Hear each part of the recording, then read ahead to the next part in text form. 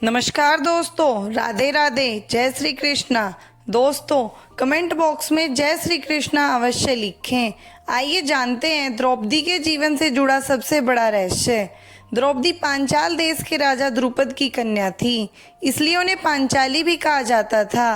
राजा द्रुपद ने द्रौपदी को कुरुवंश के नाश के लिए यज्ञ से उत्पन्न करवाया था, इसलिए उसे याज्ञनिक भी कहा जाता है। आओ जानते हैं द्रौपदी के जीवन से जुड़ा एक बहुत बड़ा रहस्य। महाभारत के आदि पर्व में द्रौपदी के जन्म की कथा में व्यास जी द्रौपदी के पिछले जन्म की कहानी सुनाते हैं। वे कहते हैं कि यह अपने पूर्व जन्म में ऋषि कन्या थी।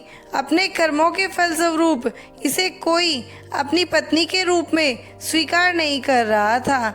तब इन्होंने शिवजी की घोर तपस्या की। तपस्या से प्रसन्न होकर शिवजी ने कहा, तुम मुंह मांगा वर मांग लो। तब उस कन्या ने कहा, मैं सर्वगुण युक्त पति चाहती हूँ। तब भगवान शंकर ने कहा, तुझे 5 भरतवंशी पति प्राप्त होंगे। कन्या बोली, मैं तो आपकी कृपा से एक ही पति चाहती हूँ। तब शंकर जी ने कहा, तूने पति प्राप्ति हेतु मुझे 5 बार प्रार्थना की है, मेरी बात अन्यथा नहीं हो सकती। दूसरे जन्म में तुझे 5 ही पति प्राप्त होंगे।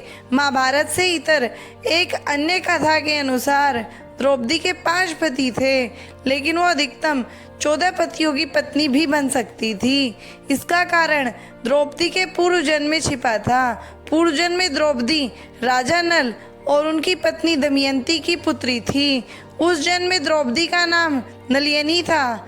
नलिनी ने भगवान शिव से आशीर्वाद पाने के लिए कड़ी तपस्या की।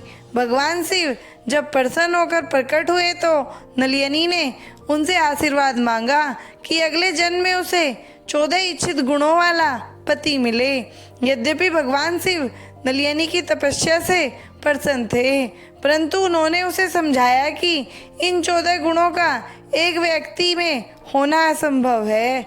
किंतु जब नलिनी अपनी जिद पर अड़ी रही तो भगवान शिव ने उसकी इच्छा पूर्ण होने का वरदान दे दिया।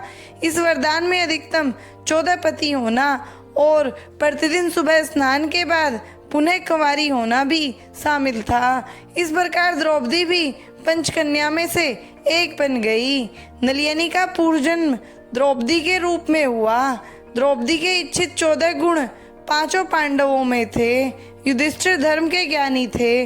भीम 1000 हाथियों की शक्ति से पूर्ण थे। अर्जुन अद्भुत योद्धा और वीर पुरुष थे। सहदेव उत्कृष्ट ज्ञानी थे और नकुल कामदेव के समान सुंदर थे।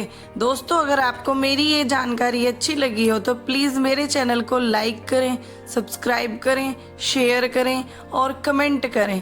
धन्यवाद दोस्तों।